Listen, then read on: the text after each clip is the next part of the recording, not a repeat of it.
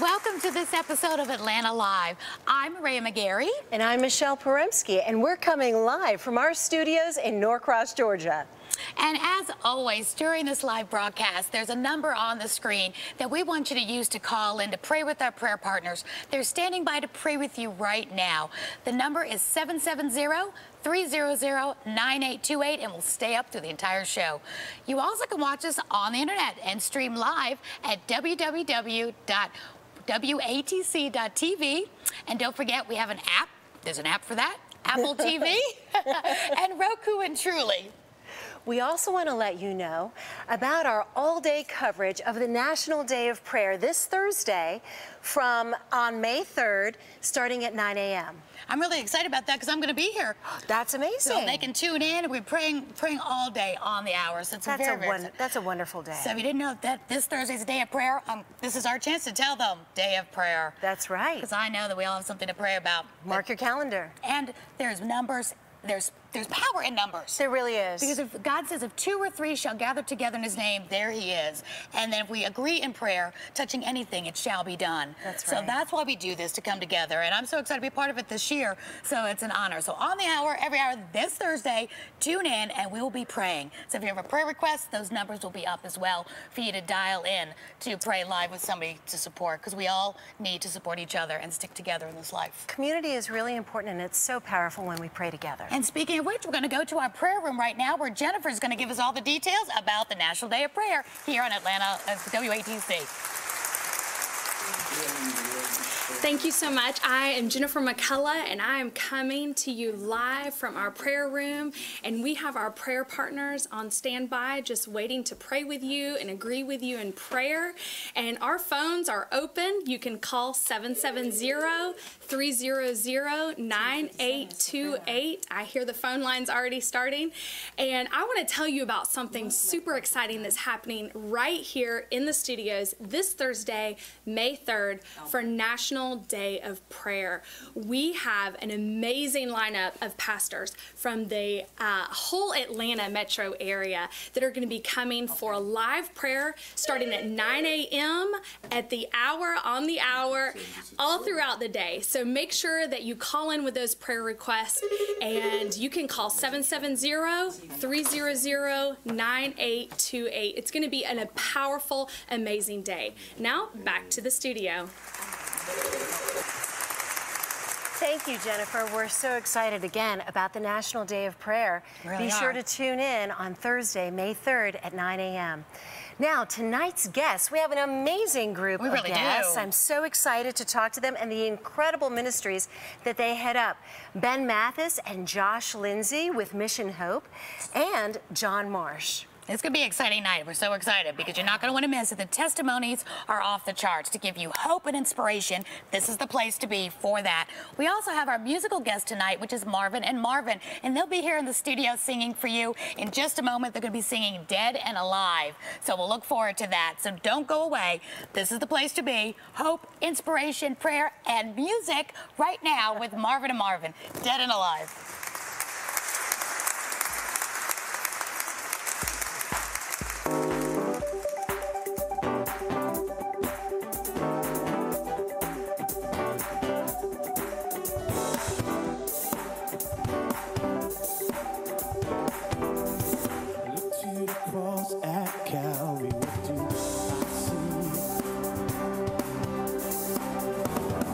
Innocent man that died to set me free. He bore all the sins of the world and was crucified. Nails in his feet and his hands, his love testified. There's no sin God's grace won't cover.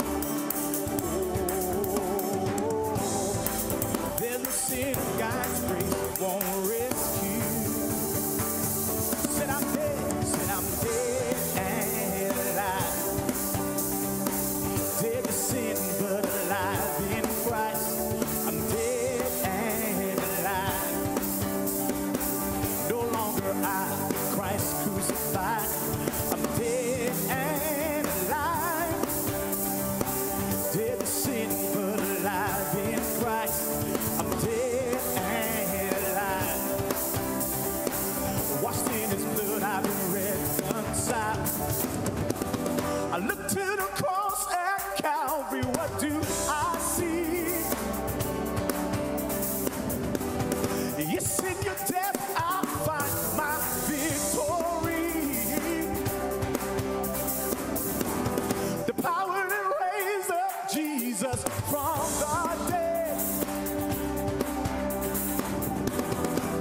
It's alive. It's alive in me. Oh, there's no sin God's grace won't cover. There's no sin God's grace won't rescue. Said I'm dead and alive. Dead to sin but alive in Christ. I'm dead and alive. No longer I, Christ crucified. I'm dead and alive. Dead to sin but alive in Christ. I'm dead and alive. Washed in his blood, I've been reconciled. 'Cause I'm alive. I'm alive. I'm alive. In Christ, if you're home right now, I'm alive. Stand to your feet. 'Cause I'm alive. And celebrate with us. 'Cause I'm alive. In Christ. 'Cause I'm alive. I'm alive. I'm alive. In Christ. I'm alive. I'm alive. I'm alive. In Christ. No limit. No limit. No limit. To your amazing grace. No limit. No limit. No limit. To your amazing grace. No limit. No limit. No limit. To your amazing grace. No limit. No limit. No limit. To your amazing grace. I'm alive.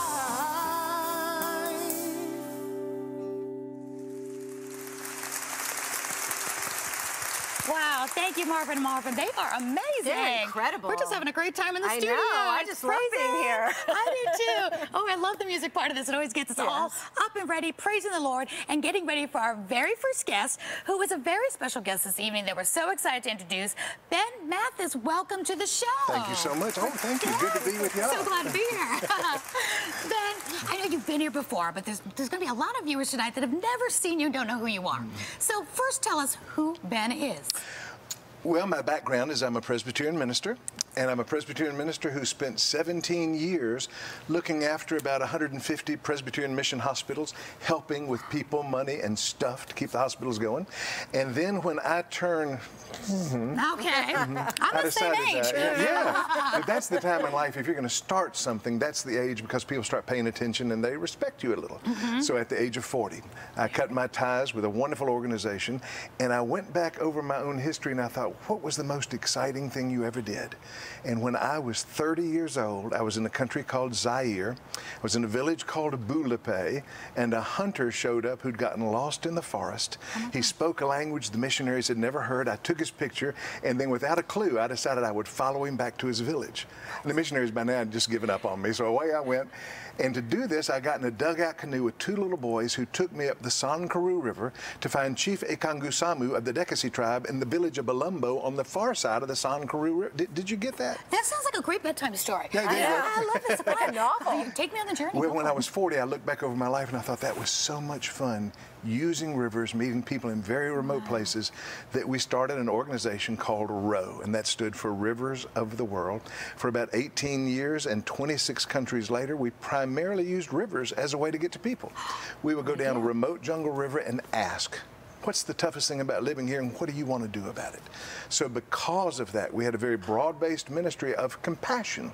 We would see a need and say, you know, it's your country, it's your village, it's your people, it's your tribe. It can be our problem. Now, what's the problem and what do we do about it?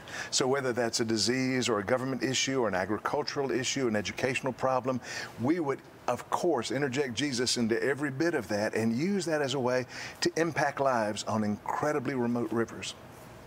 My deal with the board, was I started it when I was, and when I reached, gotcha. I would turn it over to somebody else to run it, and I have done that. I am the old man now. Originally, old man in the river instead of the old man in the sea. Old man river, that's it. Thank you. I've never heard that before. There you go. There you go. Well, I turned it over to young people. Mike Reinzel's now in charge, doing an incredible job, built a staff, and you know, when you turn something over to people, you wonder what's going to happen. Well, they proceeded to quadruple the size of the ministry and its effectiveness. We have been so blessed. We grew beyond rivers. So they decided, you know, Rivers of the World is really geographical. We're not just on rivers anymore. Let's change the name. I thought, isn't that exciting? Let's turn in the page in history. So now we're called Mission Hope. We are based in Atlanta at the City of Refuge, an incredible ministry that puts us living with the poor, since really we serve the poor around the world. And I think it's safe to say that we've gone through an evolution from being a ministry of compassion, really to one of transformation. Instead of coming in and asking what's the toughest thing about living here, oh, now it's a very academic process that was created by World Vision called a 10-bean assessment. People who cannot read and write are given dried beans, and they vote with the beans, and everyone is included, not just the leadership. Everybody's included in the dream, the vision, the hopes of what would it take to lift an entire community out of poverty, closer to sustainability, and above everything else, closer in their relationship with Jesus Christ. So that's really the model that we use now, and it's really in a number of different specific areas, I guess you could say. Of course, it's spiritual vitality. That has to be number one. If we're not sharing the gospel, we've missed our calling. But we combine that with education, economic development, agriculture, food and water, sanitation, disaster preparedness. And one of the biggest challenges is human trafficking. Oh, and that's big in Atlanta. It is. Do you work locally too? No, not, well, yes, we do. And Josh will be here in a minute, and he'll tell you about that. When you asked locally, 2 weeks ago, I preached in Great Falls, Montana. The headlines in Great Falls, Montana was about human trafficking in Montana. Wow. Now, our biggest emphasis in that area is in Indonesia. Indonesia's 17,000 islands, 184 million people, 164 million are Muslim. The rest are either Christian or probably Hindu. We work on one of the 17,000 islands, and it's called Bali. You've probably heard of Bali. Heard of Bali. You've heard of the nice side of Bali. Probably. We're at the other end. No, I gotcha. We're about 10 miles past the Great Commission. I didn't know there were 17,000 islands. Isn't that amazing? Wow. That's a staggering number. Bali is one of the few islands that was never conquered by Islam. So Bali is Hindu. We work with 2 villages of people, Ban and Tianyar, that are on the side of a mountain called Mount Agung. It's been in the news lately. Since last September, Mount Agung, as an active volcano, has threatened to explode. So we've had to move people back and forth, back and forth. We asked people all around the world to pray that the Lord would put that volcano back to sleep. Been since September, nothing's happened if we don't keep giving God the glory. Isn't that exciting? That's amazing. Wouldn't you make a great teacher? I mean, geography, all these names, you remember all of them. You've got like a well, gift. You're talking about family. That's all you're doing. That. You know? But let me tell you what's happening. On the mountain in Indonesia, we deal with farmers. They grow rice, corn, and manioc. They deal with too much rain or not enough rain. Crops are either destroyed or they fail. Dad has to leave the farm and go into town, and he gets a job digging ditches and sends money back to his family. While Dad is gone, the vultures show up, and they start circling the farm, and they land in front of Mom and say, "My, what attractive children you've got. How old's that little girl? Is she 12? Oh, gosh. You know, I can get her a job in town. She can make money and send it back to you. In fact, I'm so sure of that, I'll give you some money right now, and she can just pay me back." Oh, and before you know it, that child is sold into human trafficking. And they don't know. Gosh. No. Well, here's how we fight this. Here's how we don't fight it. Like most of our viewers, I'm not allowed to go. And most of our male viewers probably shouldn't go. Because as Southerners, we would probably all deal with it the same way, and it would get us in a lot of trouble. So I'll just say that, thank the Lord, we have 2 seminary-trained Indonesian pastors, Pastor Pak and Pastor Gondes, who just happen to be agriculturalists. They invented a program. It's called FAITH. FAITH stands for Food Always in the Home. And they come and work with families. Here's what happens. They're introducing new seeds and crops and plants, new farming methods, all organic, the tools to do the job. They teach them something simple like to take a plastic Coca-Cola bottle that's found everywhere, turn it sideways, cut the top out of it, tie 50 of them together and make planters out of them. And the men grow 2 crops, little red chilies and great big long green beans that are sold in every market in Indonesia. So all of a sudden, Dad has a cash crop that's not dependent on the weather because he can maintain them himself. If his field crops do well and his chilies and beans do well, he's made more money than he's ever made. Wow. Do you think they're excited? While that's going on and we're introducing new crops into their lives, the family's getting better nutrition than they've ever had. On top of that, we add a program called WASH, Water, Sanitation, and Hygiene, teaching children how to avoid human trafficking, but also physically how to be more healthy than they've ever been. And people are going to say, well, where's the evangelism in this? Here's the evangelism. Feed them. All of a sudden, we've got families with more food than they've ever had, better income than they've ever had, a new education, and we now have Hindu families coming to our Christian churches just to ask one question. What's that? Will you tell us more about this man, Jesus, who changed our life? That's Show them by example. That's They it. don't care how much you Meet know their until they needs. know how much you care. Oh, that's and beautiful. you're going in just the way Jesus did and feeding them the way he did, and you're healing the sick and being of service to them first instead of going in with an agenda to preach at them. Absolutely. You're walking the walk. He said that they will know us by our fruits. So you walk in with the fruit of the Spirit first. Well, and I think it's real important to recognize for our organization, we would never send a Congolese to do what a Peruvian ought to be doing. We'd never send a Belizean to do what an Indonesian ought to be doing. So our staff in those countries are 99.9% of the time people of that country. That's smart. It's your country, Very it's your smart. people, it's Right. your So village, you're not it's your taking tribe, over. it's our problem. That's right. And that way we develop not only solid programming, but we develop some incredible leaders who realize we're not people who are going to tell you what to do. We're going to work together, but you're the leaders. And once people believe that, oh, it's incredible to see what they can do. You're empowering them. You're empowering them That's in exactly their it. own lands, coming alongside them to encourage them and strengthen them so that they can empower their own communities. That's Absolutely. wonderful. And I think really, it works. you Amen. get received better than coming in saying, "Here, I have a better idea," or "Let me help you," or "Let us do this." Oh, You're coming in absolutely. because people will support that which they help to create. You just raised a great issue for me. We're on a very remote river in Nicaragua called the Rio Grande de Matagalpa. Okay. Magnificent, very hard to get to. Okay. We have 14 communities that we serve. Mike Reinzel, who heads our organization, at the very beginning decided, well, we're going to go halfway up the river and plant our flag. And the whole idea about doing it for you versus you doing it, we met with Doña Inez, who kind of controls everything with her family, and they have leased us a piece of land for $1.50 a month. We needed to build a wharf on the river so that we could land boats and supplies and people and things. So usually I'd go to church, get 15 guys, let's go build this thing. Doña Inez said, now forget that. If this is for us, you help us, we'll build it. She takes a piece of pink paper and she writes down the names of men in 4 villages, divides them into teams. Oh, here's the best part. Tell a woman to do that. Oh, it gets better.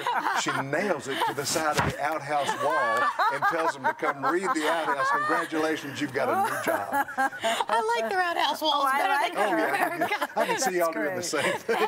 awesome. Isn't that incredible? That's fantastic. You're doing all this great work. Can you tell the viewers, how can we help? What can we do to support you? And because this, I could listen to you all night telling story after story, but how can we get involved and help you? When we were Row, I would always begin by saying, whenever you cross a river, please pray for those who serve on the rivers of the world. Okay. Let me take that same idea and say, please, from now on, whenever you go through an intersection and there's a red, green, yellow light, pray for those who serve and bring mission hope to the world.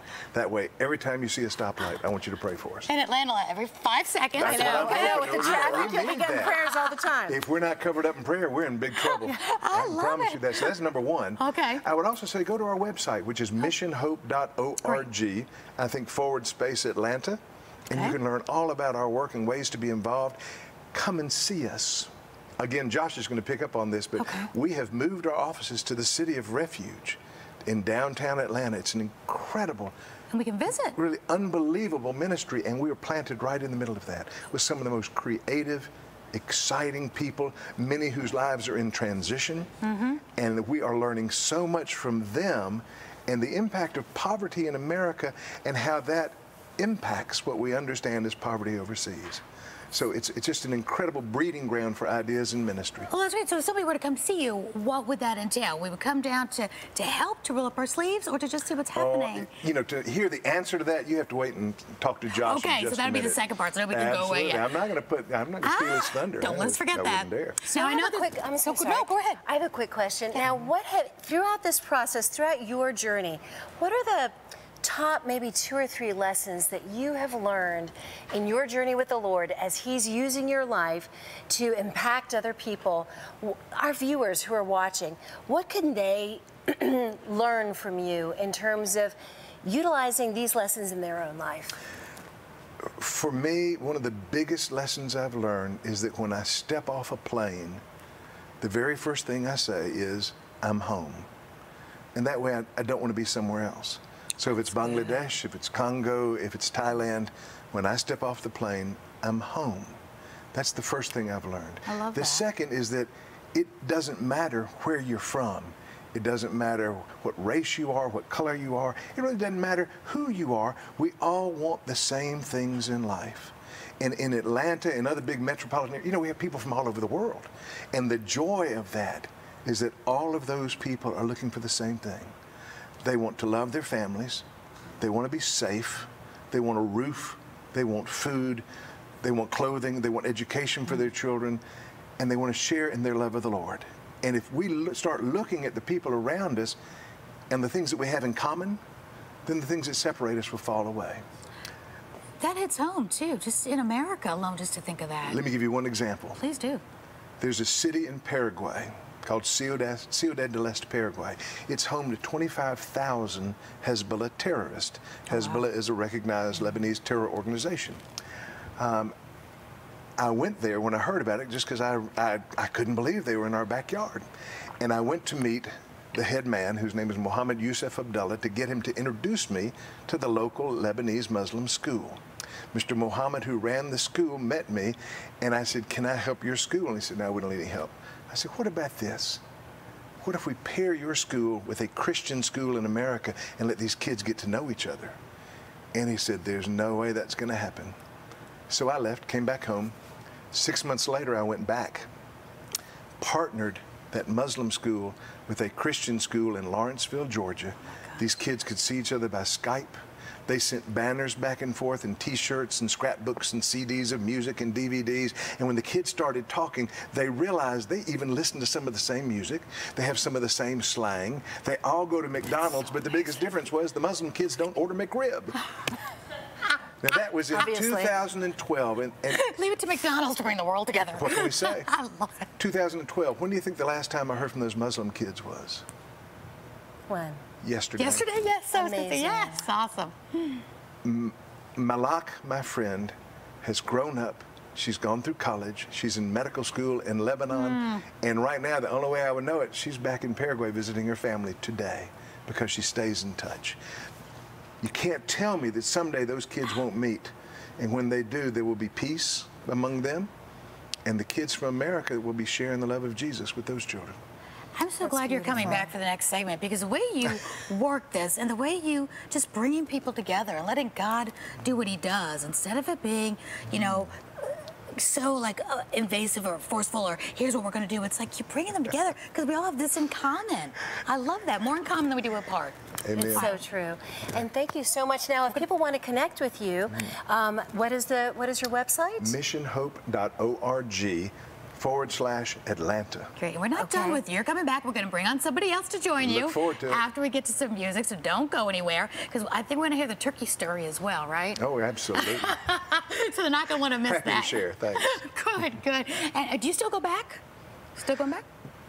To other countries? Well, I live part-time in Thailand. My wife and I have a home in Thailand, so that's really where we go, because the youngsters need to go out in the jungle and really figure out what it's all about. So as the old man, I just sit back and I get to be grumpy and grouchy and encourage You're not them all. grumpy. You're the most ungrumpy person I've ever met. All right, well, we're not going away.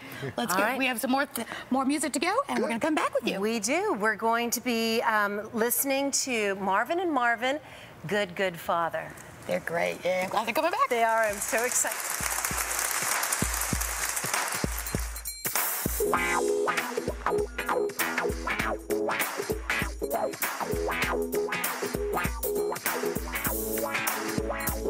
See, I've 1,000 stories of what they seem you like, but I've heard the tender whispers of love, dead of night, and you tell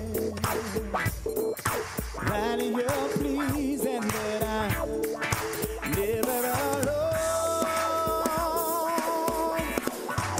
Are you a good, good father? That's who you are. That's who you are. That's who you are. And I'm loved by you. That's who I am. That's who I am. That's who I am. See, I'm indeed searching for answers far and wide, but I know we're all searching for answers, and you provide because you know just what we need before we say a word. You're a good, good father. You're a good, good father. That's who you are. That's who you are. That's who you are. And I'm loved by you. That's who I am. That's who I am. That's who I am.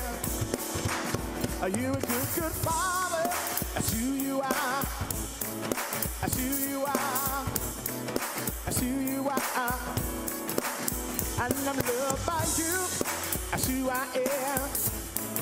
That's who I am. That's who I am.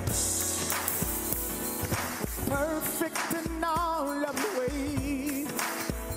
You are perfect in all of your ways. Perfect in all of your ways. You are. You're perfect in all your ways. You are perfect in all of your ways. Perfect in all of your ways. Perfect in all of your ways. You are. You're a good, good father. Are you a good, good father? That's who you are. That's who you are. That's who you are. And I'm loved by you. That's who I am. That's who I am. That's who I am. Are you a good, good father? That's who you are. That's who you are. That's who you are. And I'm loved by you. That's who I am. That's who I am. That's who I am. 'Cause you're perfect in all of your ways. You are perfect in all of your ways. Perfect in all of your ways. You are. You're perfect in all your ways. You are perfect in all of your ways. Perfect in all of your ways. Perfect in all of your ways. You are. You're a good, good father. You're a good, good father. That's who you are. That's who you are. That's who you are. And I'm loved by you. That's who I am. That's who I am. That's who I am. You're a good, good father. You're a good, good father. That's who you are. That's who you are. That's who you are. And I'm loved by you. That's who I am. That's who I am. That's who I am.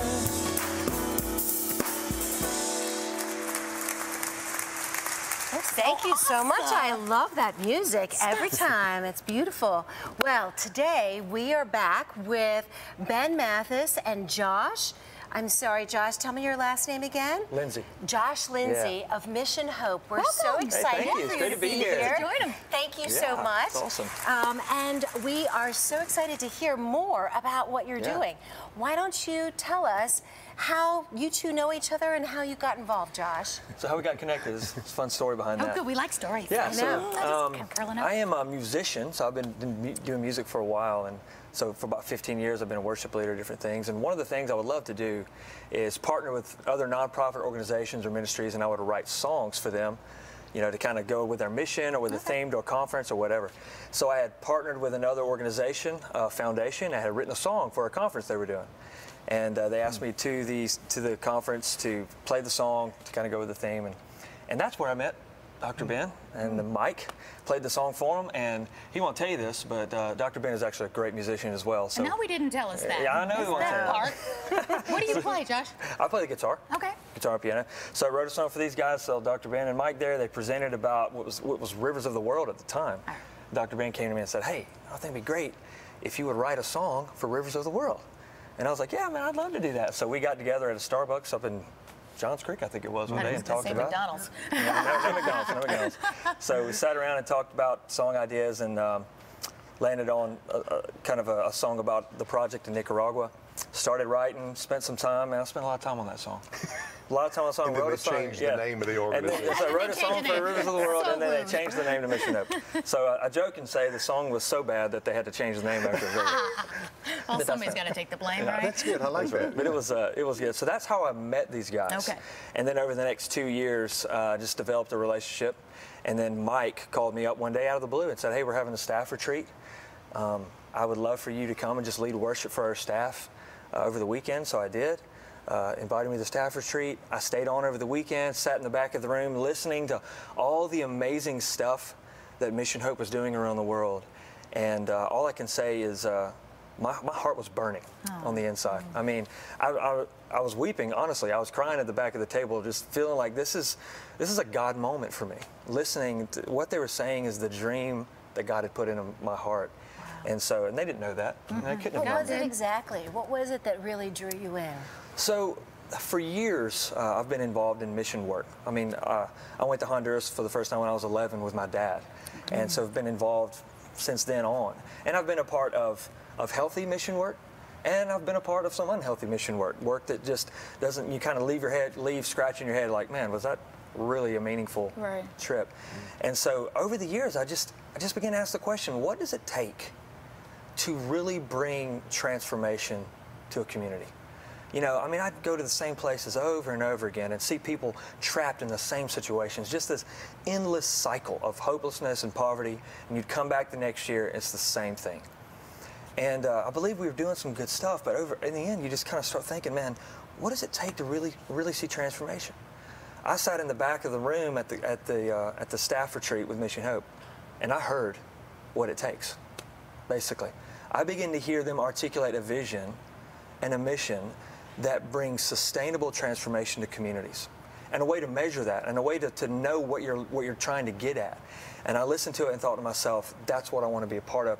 That's the thing that's been in my heart that I have not been able to articulate, but they're saying it for me.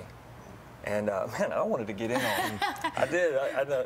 Well, I was asking Ben about, if do you do anything locally? He said, oh, wait, we got to wait for you to talk about that. So how does that all tie in? So it seems like you do more of the local, because I believe in local missions, because we're all busy doing other things, other places. But right here in Atlanta, we need help too. So talk to us about that. Well, you know, the kingdom of God is all about partnering together. Nobody's got the whole picture. Nobody understands it all and knows what all is going on. So we've developed a really amazing partnership with a ministry called the City of Refuge in West Atlanta. It's about 2.5 miles due west of the Mercedes-Benz Dome on Joseph Boone.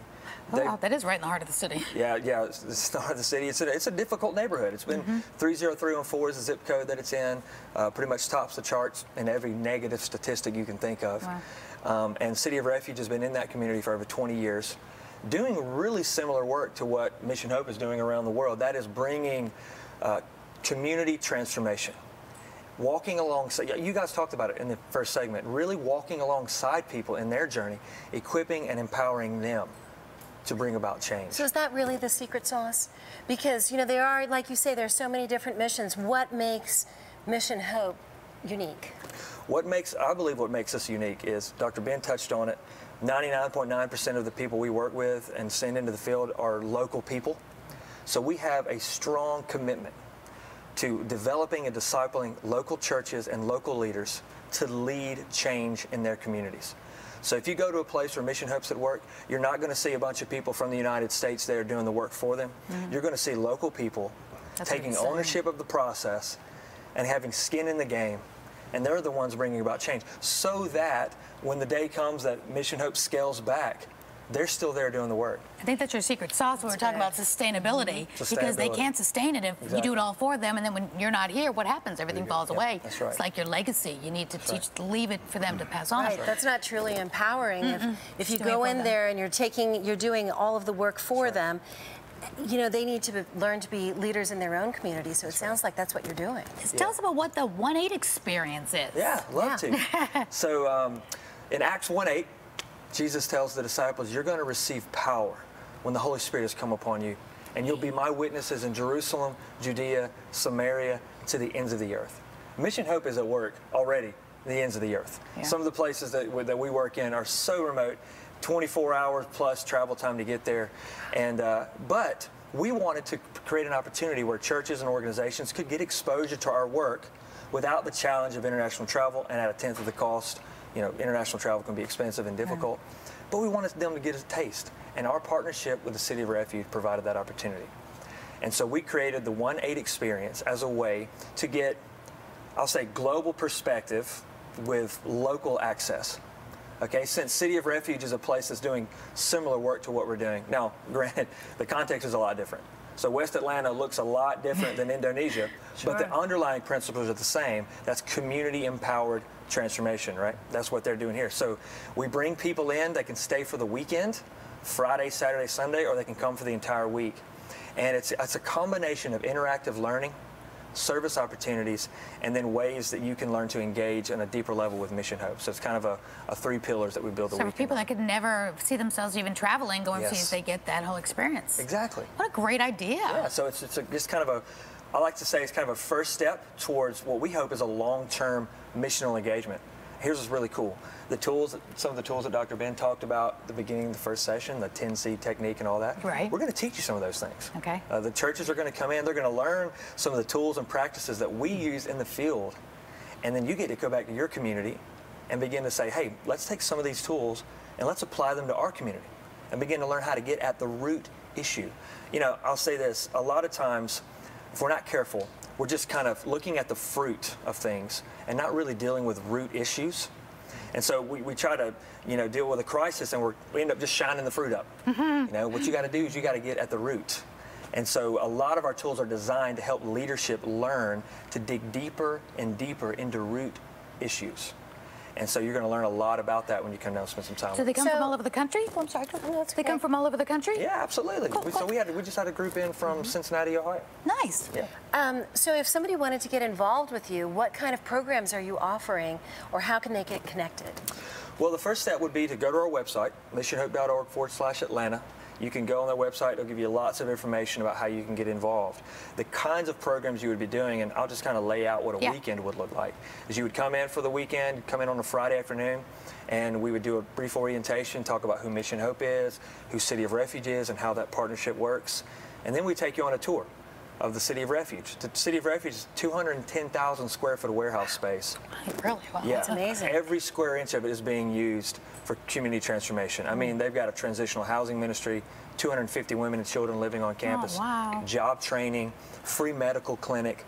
They have all kinds of services available to community, middle school and high school on campus. It's amazing. Can people volunteer? Yes, people can volunteer. So on your website, because after the first time I'm thinking, where can we sign up and start helping? Yeah. So that's part of what we do, service opportunities. Okay, so you get a tour of the facility. You spend the day Saturday in a combination of some interactive learning. So we play some games. We have a lot of group discussion. And then the coolest part of the whole thing is that you get to sit down, have breakfast, lunch, and dinner with women and children who are experiencing homelessness and interact. You get to hear their story. We have a sweet, sweet lady named Shantae that lives there, and she actually volunteers with us. And she's going to be with you throughout the whole thing if you were to come down, or people like her. You get to just hear her story, hear how God is redeeming her situation. Life on the streets, in and out of gangs and things like that. Just recently gave her heart to the Lord, and she sits there in the groups and just gives really interesting perspective, on what it's like to really experience transformation. So you get to have that exposure and then do some service opportunities. So for an example, this last weekend, just last night, as a matter of fact, we hosted a craft night for all the women and children living on campus. We brought them into our space, put on some fun music. We had dessert, coffee, some door prizes, and the team that was visiting from Ohio just sat with the ladies, served them. We did like adult coloring book. I didn't know that was a thing. Yeah, it's a big thing now. It's a big thing now. Yeah. So we did that with the ladies, and we just had so much fun with that. That sounds exciting. So being a local that I am, can we just come down for the day? Can we help? Look at me, I'm like, where can I help? How can I sign up? This is exciting. So you could contact us as well for some service opportunities, and you would get a kind of a condensed version of what I just said. I love that. We just had Mount Pisgah Middle School and High School send down about 120 of their students to do that. Students would be great. What a great experience for them. And so we'll take people for a 2 to 4 hour window, and we'll give them exposure to the mission, talk about Mission Hope, let them get involved in service opportunities. I love this. And Ben, you're just over there just beaming with pride. He's like a proud papa that you came in and just making it grow, bring it in local. And I know you guys have some great stories to tell how you guys work together. So tell us some of those stories I know you're dying to tell us. I think for me the most fun is being able to do what I'm doing, to sit back and watch Isn't that fun? as the Lord directs this organization, and Mike and Josh and all of our staff Isn't members. that neat? They're all young. They all wear skinny jeans. They all live inside the perimeter. That's fantastic. And they just interesting. You And let they're all 'em go. brilliant. They're so smart. And I walk in, I feel so old. But it's so much fun. I feel like a father looking at And you're proud like a father, I could tell. You really are. Well, it's wonderful when you bring, God brings an idea in through one person or a group of people, and then you put it on the table and everybody else puts their hands on it, and it takes on a life of its own. And it takes on generations, too. It doesn't stop with you, Ben. That would have been the worst thing. Right. Absolutely. Yeah, so you've got some cool stories. I want to hear some of your stories, and we had to wait for Just for this because we don't have much more time. Well, we met a fellow who's getting ready to come on your show in just a minute, John, and John is involved with an incredible organization called Rotary International. Right. One of Rotary's great jobs has been fighting an unnecessary disease called polio. Oh. It doesn't do you any good, has no right to exist, and we're about to get rid of it. It's almost gone. It's almost gone. I thought it was gone. No, it's not gone, but go back in time. All right. It used to take a year to send a letter to the Congo and back. A year. Okay. Then we got teletype machines. Life changed. You are going Then we got back. fax machines, and we all thought we'd died and gone to heaven. Right. Christmas time. Dr. Patty June is in Aladipur, Bangladesh. She's now in Moultrie, Georgia. She sends me a telegram, and all it says is, Mathis, I need 500 doses of polio vaccine, and I need it now. Wow. Period, Patty June. It's Christmas. So just what I want to do is spend Christmas in Bangladesh, which is a wonderful place, but you kind of want to be with your family. Kinda. I went to the drugstore, ordered vaccine. I thought, how big is, 500 doses of vaccine? That's going to be the size of the coffee table. It's a box this big. I have to keep it cold and get it to Bangladesh. I bought a cooler. I put it in the cooler and looked inside. There's all this room left inside the cooler. It's Christmas time. Y'all, I bought a butterball turkey. And I put it inside the cooler with these frozen things, and I taped it shut. And the only tape I had, this is the only tape I had, the tape said, caution biohazardous materials, and I taped it all shut with that. Then the missionaries started sending me a list of everything they wanted for their kids for Christmas. You stuffed that in the turkey too? No, I had 5 foot lockers, just of stuff for Christmas. Awesome. Then I had bandages, they needed 4x4 gauze, they needed all these, I bought all this stuff, I checked it all.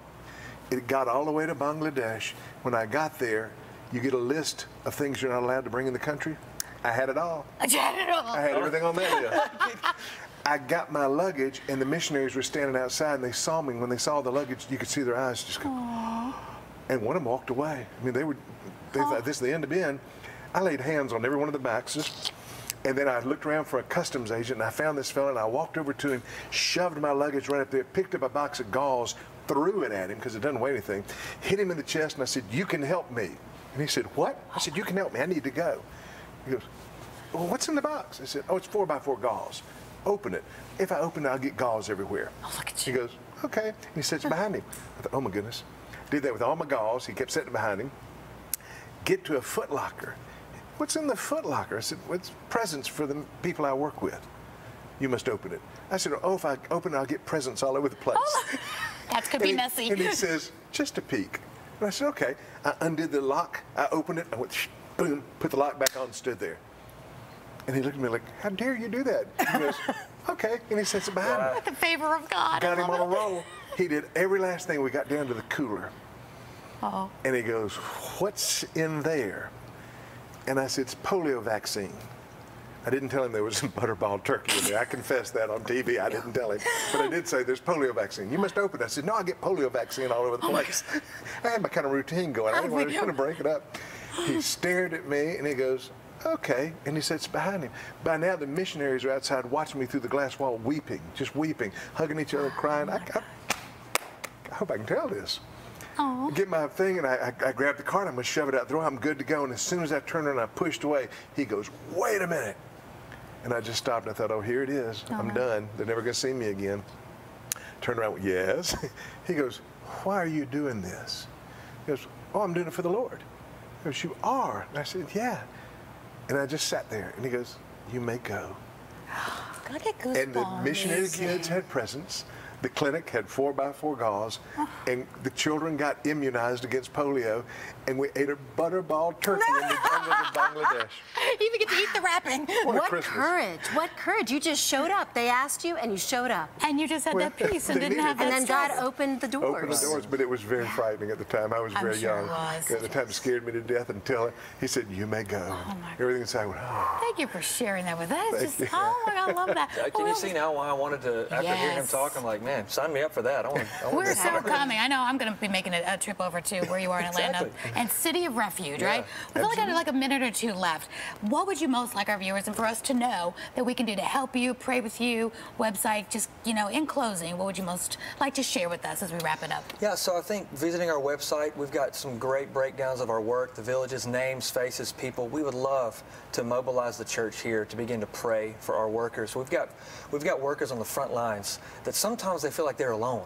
They're working alone, and we want them to know that the church in America is standing with them and praying with them. So that first of all. Okay. And then there's other ways you can connect with us. We've got a website, a page for the 1-8 Experience. We'd love for you to come down and learn more about our model and get involved in serving here locally and globally.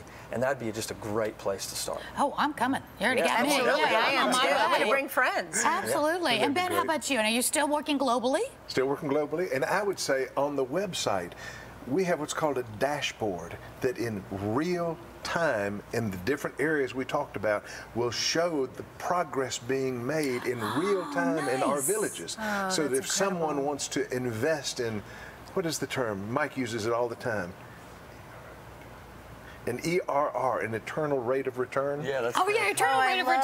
That's fantastic. I can't think of a better way to invest than being able to see the investment you make at work in a village in real time. So and I go to think the that's one of the most dashboard. fascinating things. Yeah, the young people all created. They It's are, just yeah, incredible. they know this. You know, we need to have the young people around us. You know, I'm still waiting for that letter from Zaire a year later, and they've We got still a put dashboard. stamps on things. Oh, yes.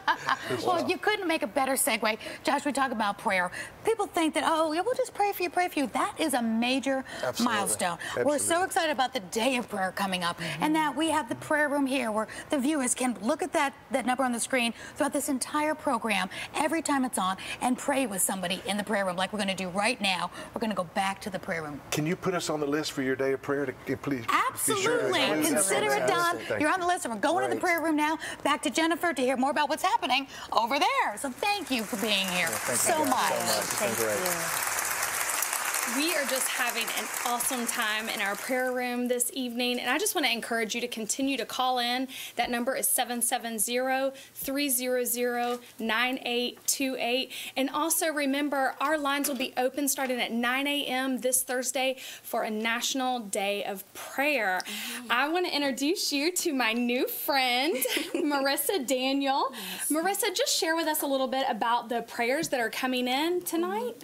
Yes, people have been calling in left and right. You know, people calling in asking for prayer for wisdom, knowledge, guidance, you know, total healing, you know, being, you know, just healed from alcoholism. You know, prayer still works, and people are calling in left and right. So I just encourage you all, if there's anything that you guys need, anything that you are just seeking God for, do not hesitate. Pick up that phone, because we got some prayer warriors. Yes, we do. That is willing to pray. Amen. Amen. Amen. Yes. Yes. Yes. So you guys can repeat this prayer with me. This prayer works. You know, Father, I know I am a sinner, and I ask for you to forgive me. I believe Christ died for me, and God has raised Jesus from the dead. I want to turn from my sins. Jesus, come into my heart and be my personal Lord and Savior. I promise to obey you all the days of my life. That's simple prayer. Yes. Thank you. Amen. Thank you so much, Marvin, for sharing that with us tonight. And we just want to continue to encourage you to call in for prayer and believing. We are believing for God to do some mighty miracles tonight in this house for you. And I just want to encourage you to call in, and we would like for you to just tune in and go see Marvin and Marvin with How Great Thou Art.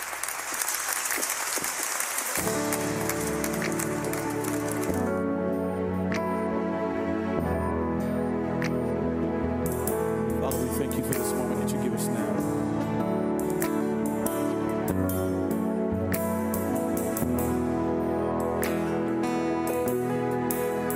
You give life, you are love, you bring light to the darkness, you give hope, you restore every heart that is broken.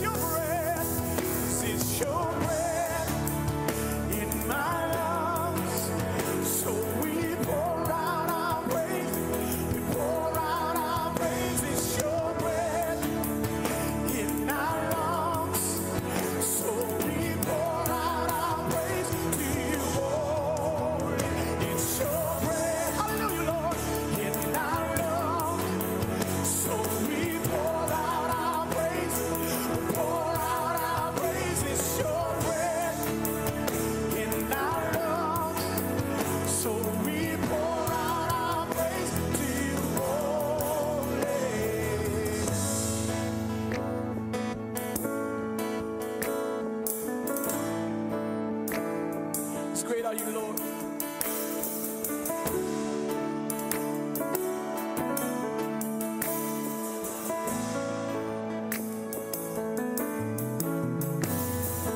All the earth will shout your praise. Our hearts will cry. These bones will sing. Great.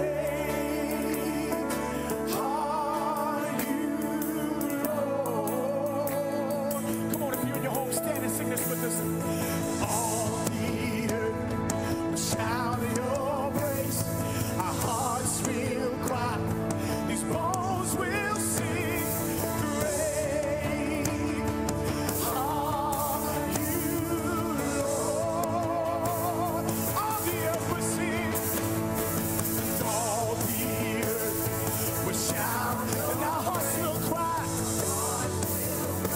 and these bones will sing, great are you, Lord. Great, hallelujah.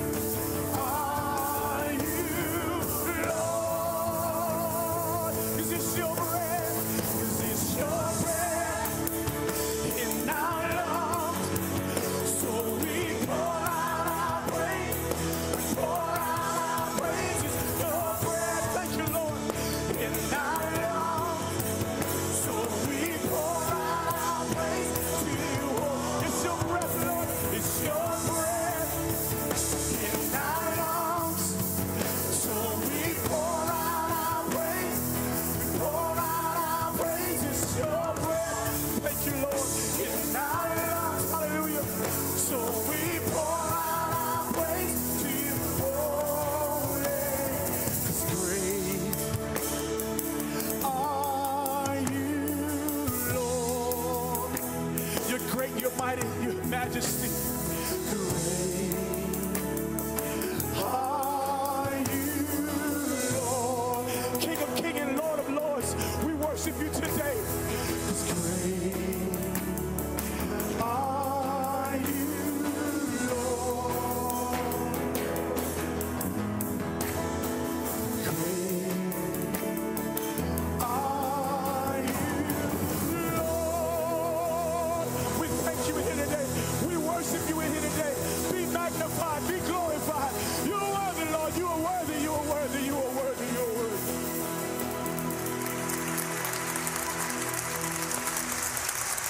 They were incredible. I love them. This is so much fun having them here and just praising the Lord, and it just fills this whole studio It does. with praise and worship. So that's beautiful. fantastic. And the prayer room is doing great back there, just so getting us revved up and ready for that day of prayer. But here at Atlanta Live, it's always the day of prayer. Anytime they're watching this show live, those prayer lines are always open to call in. That's true. And we've been so excited to have Marvin and Marvin and Ben Mathis and Josh Lindsey joining us. We have another amazing guest in the next segment, so don't go away. And actually, I wanted to give a little shout out to Dawn and Ling Go, one of those viewers out there that actually are great friends of mine. Hi, Dawn and Ling. Thanks for joining us. So they can't go away now. So That's they're right. watching. We've got another great guest, more testimonies, more praise, and more miracles to happen. So this is going to be a good one. He's got a really great, juicy story you're not going to want to miss. And more music with Marvin and Marvin. So they just can't go anywhere, can they? No, they can't. They have to stay with us. I'm so excited, and such incredible ministries to learn about and get involved with. For sure, for sure. So don't go away. We're going to be right back here and have more with more guests and more of Marvin and Marvin. So stay tuned. Come right back. Don't go away. Don't go away.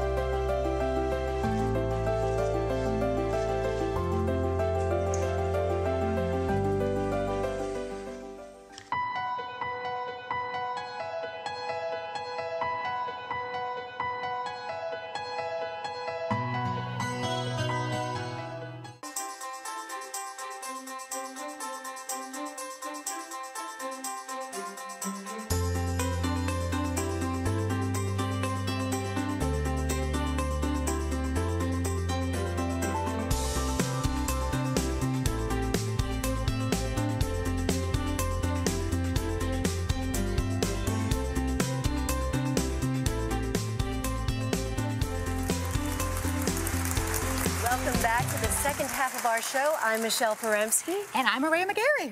And we're so excited that you're here. We have another amazing guest just coming up. I'm glad you could come back and tune in. We've got a whole other half an hour. And don't forget, during this time as well, the prayer number is still up on your screen. Don't forget to call in because we're here to serve you, to pray with you for your needs. How about a prayer request? Has God answered a prayer for you recently? Call in and share that with us because that's what we're here for. And they're not going to want to miss our next guest because it's empowering, inspirational, and just phenomenal. So we're glad you tuned back in for this. And I'm so glad to have you with me here tonight, Mishael. Thank you. I'm so excited to be here. This is my first time co-hosting. And we've been both hosting, and this is fantastic because you are fantastic and make new friends here. But we have some more music to go, so we're going to bring back on our Marvin and Marvin, who's going to perform for us Our God. And they have been just rocking the house with praise and inspiration. So we hope you enjoy them as much as we have.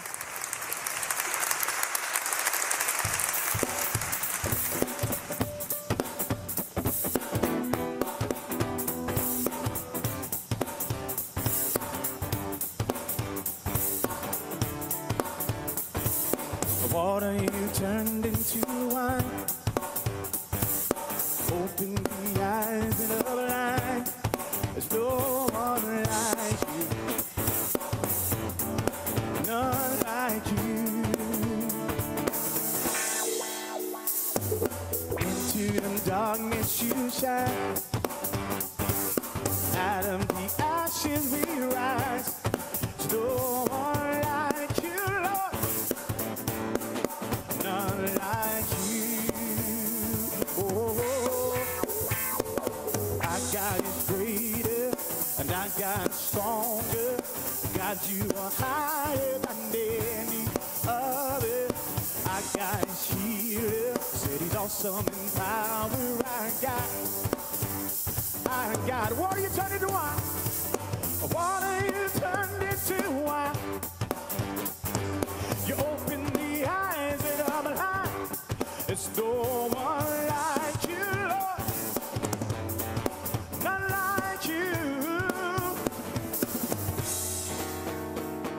'Cause into the darkness you shine. Out of the ashes we rise. There's no one like you, Lord. None like you.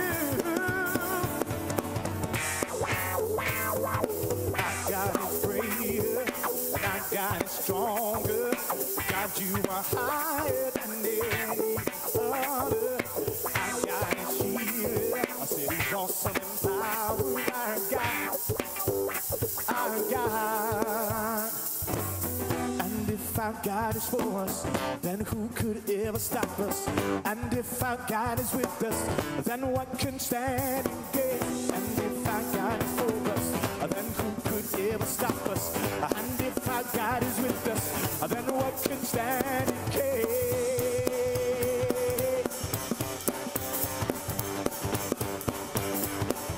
Then what can stand against?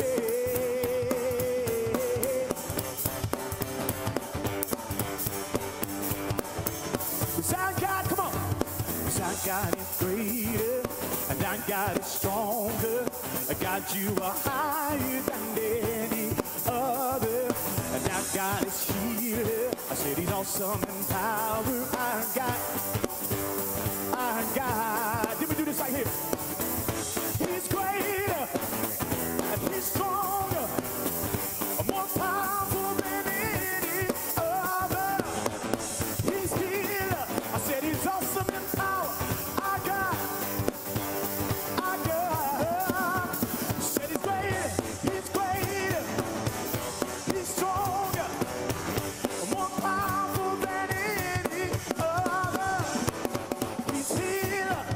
Awesome in power. Our God. Our God. 'Cause our God is greater and our God is stronger.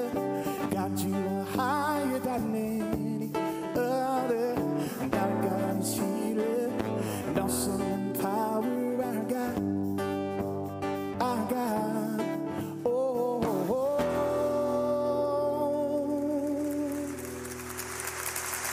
And that's Marvin and Marvin. Thank you so much. I love their music. just sway into the music. They're so amazing. I love it. Look, you tell I just love music. I know.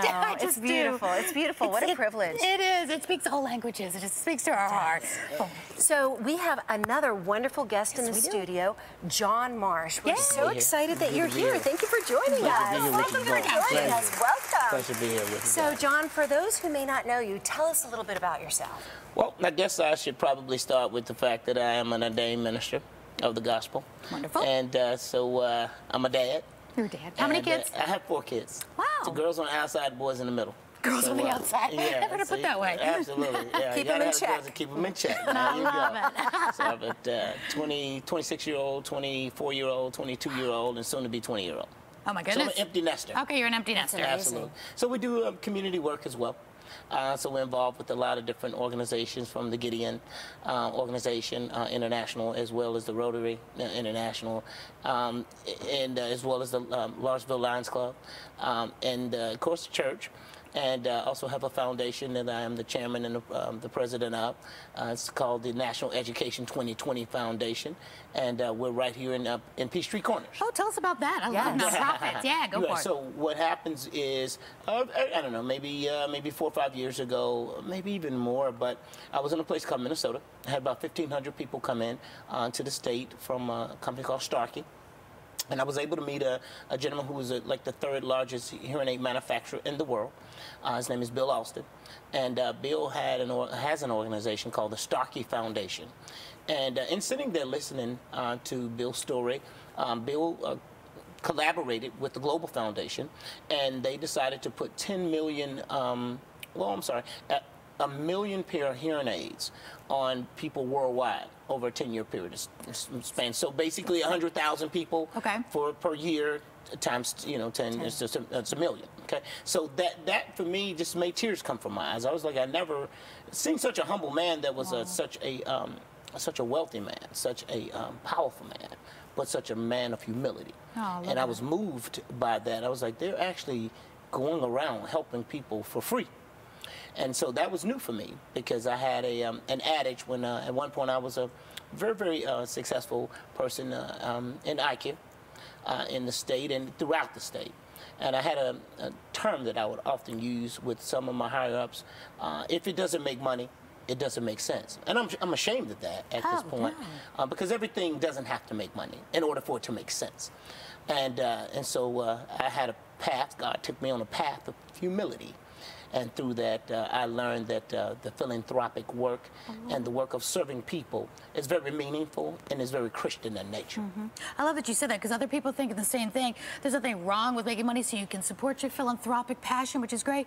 But the fact that you shared that with us, that if you're not making money, it's not worth it, is taken to the wrong extreme. Absolutely. So you can make money, but now you have a reason to make it even more so, to give back. So tell us about how you're giving it back now. Well, I think oftentimes people have to find, in terms of Christian, in terms of profit and making money, the Aurea, like the Mission Hope was just talking about, we want a good return on our investment. Absolutely. Whether it's a return in an investment, be it in a relationship, return on an investment, be it in a business, or return in an investment in serving Christ. Amen. We want to make sure that whatever we put in, that we yield something out of that, and I think we call that profit. Absolutely. And so the profit is not always measured by dollars and cents, and it's not always tallied up by the end of the week. And so we know God's timing is not always exponentiated upon a man's linear time. So I had to learn that, you need to get out and help hurting people and serve people. And oftentimes in the church, when you have a call of God, we oftentimes internalize that call of God to be one that means that we preach to people that's hurting. We call the hospital the place for the sick. And that's where we administer our medication of healing through the gospel, or the gospel. The gospel, I like that. So we give them the gospel, and so which is a great and wonderful thing. But church is the filling station for our jets and then for our planes. But the real work of the ministry does not start until we get past the walls of the building. And so, yeah.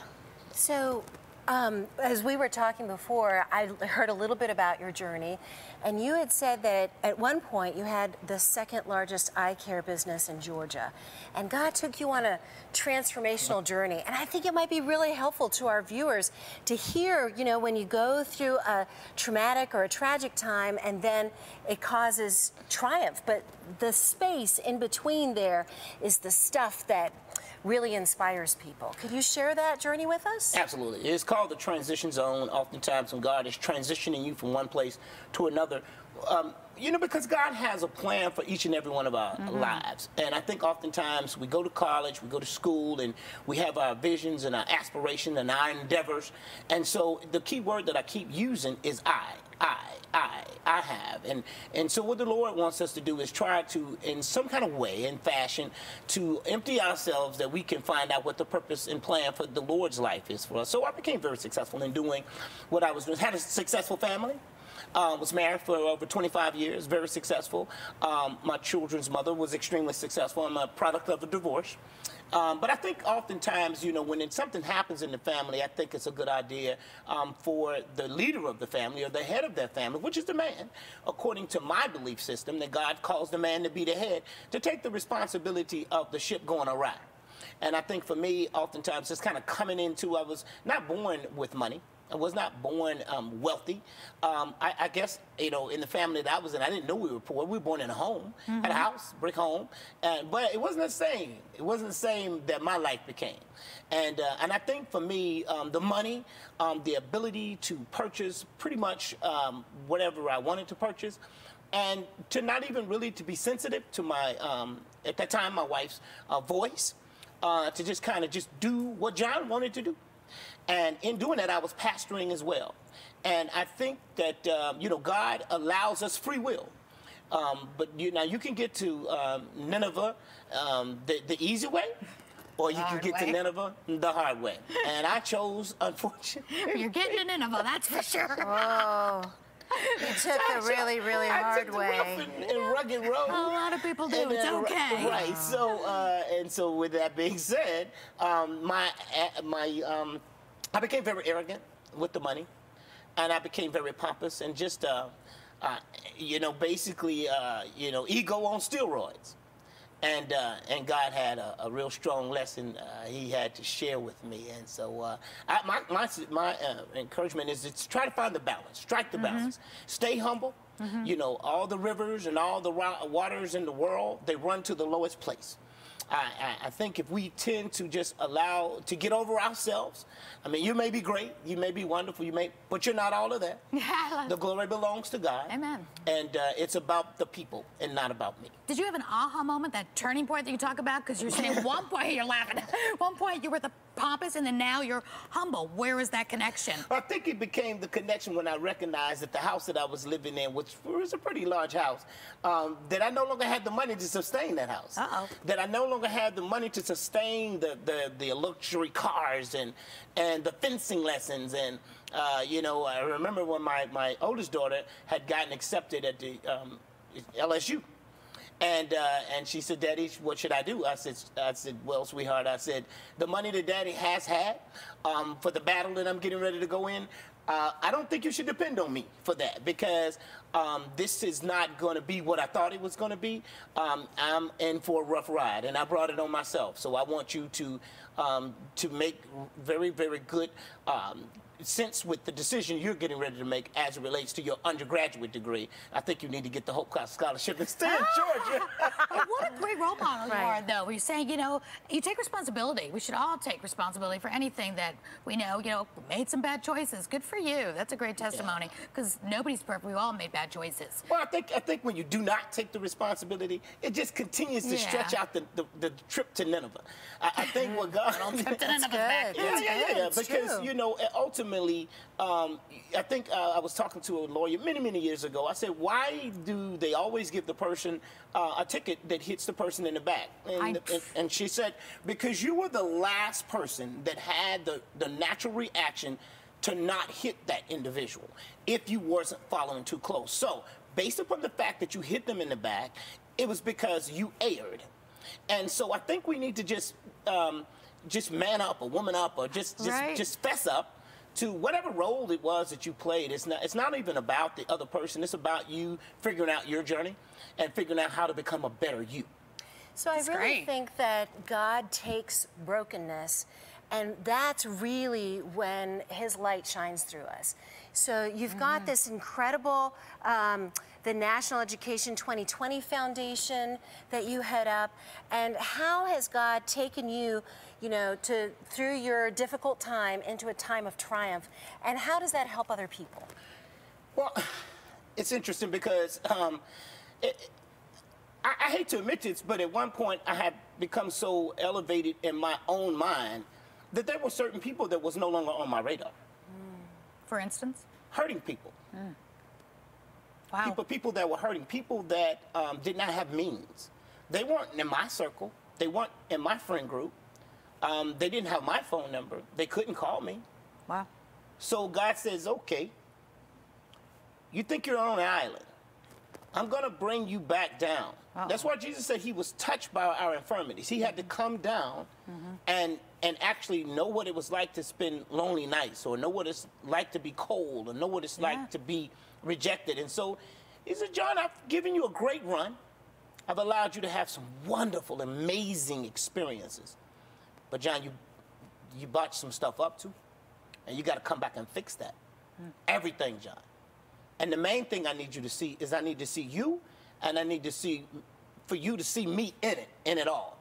And so that's been my testimony. It's very humbling. I think the journey now so when you see hurting people, the heart of a Christian person should want to naturally be to help them.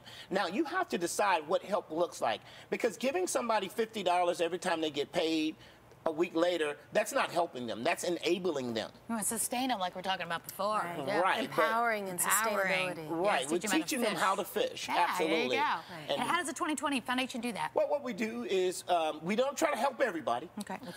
Because we can't help everybody. Right. But what we do is our focal point is on children. Okay. I grew up in a home where my mother was like the regional manager for, I think, about 5 or 6 daycare centers. So there was always a child in our home from one of the younger parents, one of the teenage moms, and my mom would bring those children or that child home over the weekend. And so we started out with that, and then just kind of watching my mom in the daycare centers, and it was children, always children around us. And so, I don't know, I got bit by mom's bug of taking care of children. So we know children are defenseless. Amen. They cannot, like the last group of gentlemen were speaking about, folks that are brought into the prostitution ring. Those children are defenseless. It is the job of the shepherd to tend to the sheep. And so what we're doing is saying, okay, the little children that can't have glasses or don't have glasses, parents can't afford them, well, just give them a pair. You know, and give them the examination and go to their schools or have them to come to our facility. Hearing aids, I think it was Helen Keller that said her hearing, her sight disorder, or the ability of her not having sight, being blind, she said it separated her from people. But her lack of being able to hear separated her from the entire world. So and see, even hearing aids, average hearing aid could cost you somewhere between $3,000 to $7,000 and $10,000 in some cases, and the average insurance company will not even come near it. So we're looking at the needs that people have here nationally, more so in Georgia, locally, and just trying to be a ripple in the wave. And what's your website? Can people donate right on the website? How do people get involved? They can get involved by coming. They can reach out to us, www.nef2020.org. Once again, that's www.national, or N for national, E for education, F for foundation, 2020 or 2020.org. So they can get involved. They can always volunteer. You know, and we're always loving enjoying people giving us money, but we're not just chasing cash. We're not just chasing money. We want to make sure that we define the need. So the way they can help us is this: if you know where there's some people that are hurting, and you know where there are some people that have the need, help us identify the need. The money will always show up. The provision always follows the vision. How do they do that? Call you? They just call us. Just call you. It's just simple. I mean, you know what? God humbled me so much, you can call me now. Oh, my God. I love it. Take up the cell phone. phone's out there? It's the old-fashioned way. Pick up the phone. Just call us. Just call. We're available. What's your mission statement? Our mission statement is just to serve. Just to serve. Just to serve. It's simplistic. And if you could tell people that are going through, there's some people I'm sure watching right now that are in that valley right now that they know they've messed up something and they just won't look up. Can you give them some last minute advice as we get to our last minute to them to say what can they do to look up now and say, okay, Lord, I'm all yours. Well, you know, I could really speak more to the men than to the women. Yeah. Just taking accountability, taking responsibility for the direction that your family is in right now. Just take full responsibility for that. Take the bull by the horns and just say, you know what? It's my job as a husband, or as a father, or as a boo, whatever, to say, listen, this is not going in the right direction. And I'm going to first seek God for his direction on how I can get this ship back on the right course. And then you go to the wife or the mother in humility and say, listen, sweetheart, listen, baby. First of all, I'm sorry for missing God, not so much just what you did, but what you did not do. And that was seeking God's direction. And that's where we are. And when she sees that, when she sees no one can follow a parked car because it's not going anywhere. But once she sees you're going towards God, no one that's in their right mind is going to not follow someone that's going towards the light. Amen. That is so That's refreshing. powerful. I love that. Do you have a men's ministry? Do you? I mean, it really needs to. I'm just trying. I'm just someone trying to make heaven my home one day. Hopefully not tomorrow. Right. But you know. Well, you're on the right path. You're going towards the light now, so God bless you. Towards the light. Got to get to Nineveh now on the easier road. Right, yeah, oh my God, that well in the that process. Partially digested. And then y'all are throwing up on us. All that good stuff. Well, we're so excited for you. I'm so glad you shared all this. You know, I can guarantee you there are people out there saying, I am so glad you talked to me because you're talking right at me. You know, that happens in church. We just hear the minister sometimes like, oh my gosh, your wounds are just opened. Can I say this? Please do. Get help. Get help. You know, reach out to a pastor, reach out to your mother, you know, reach out to dad, reach out to someone who's grounded. You know, you cannot listen to, I don't know if I should say a fool or a foolish person that's not, you know, that has worldly wisdom. Right. Get to someone who has sound wisdom, that's someone that's grounded, that can speak into you. Speak life into you. Speak life back into you, and then learn to forgive yourself too. That's important as well. Now you have to do the accountability piece first. And acknowledge where you went wrong. And then start working on not just healing yourself, because I think oftentimes we're real good with healing ourselves, but then we have a responsibility to heal the people we hurt. Now, people are not ready for that. That's people are not ready for that. That takes a lot of humility. Yeah, you're going to have to heal those people too, because you hurt them. That's right. Well, thank you so much for being here. We know people got healed listening to you. Thank you. We want to have you back. You were just fabulous. We're so honored. So good to be here. Now we've got some music coming up with Marvin and Marvin. How Great Thou Art. That is one of my favorite songs. Thank you so Amazing, much. ladies. Thank y'all so much. Amazing.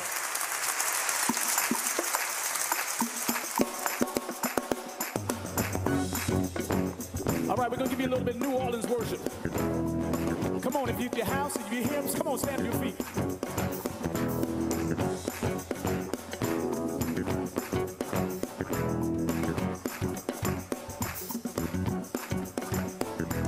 Splendor of the King,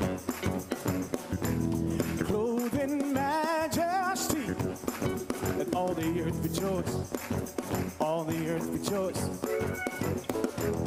Wraps himself in light.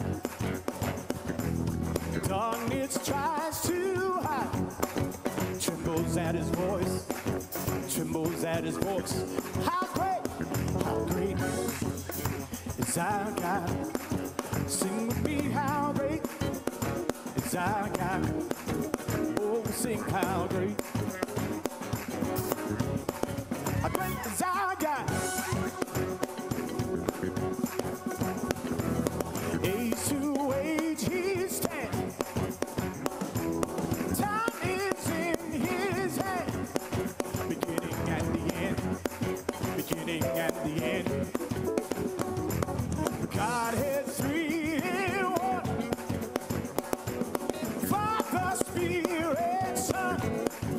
lion and the lamb, a lion and the lamb. How great is our God. Sing with me, how great is our God. Oh, we'll sing how great. How great is our God. Name above all names. You are worthy of all praise. My heart will sing how great is our God.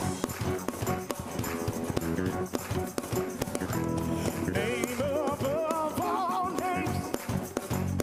You are worthy of all praise. And my heart will sing how great is our God. Come on, how great